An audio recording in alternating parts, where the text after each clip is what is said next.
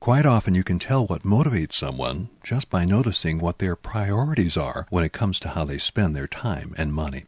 Jesus tells the story of a master who gave each of his 3 servants different responsibility over his wealth. In the parable, he gives one 5 talents, another 2, and still another only 1. Now, a talent was a kind of currency. You could also think of this analogy as actual talents the Lord has given each of us to do his work. The servant with the 5 and 2 talents doubled their master's money, but the one with only 1 talent buried it in the ground to keep it safe, like putting money under your mattress instead of at least gaining interest at the bank. The master then took the servant's 1 talent and gave it to one who had doubled their 5 talents because that servant had done nothing with what he'd been given.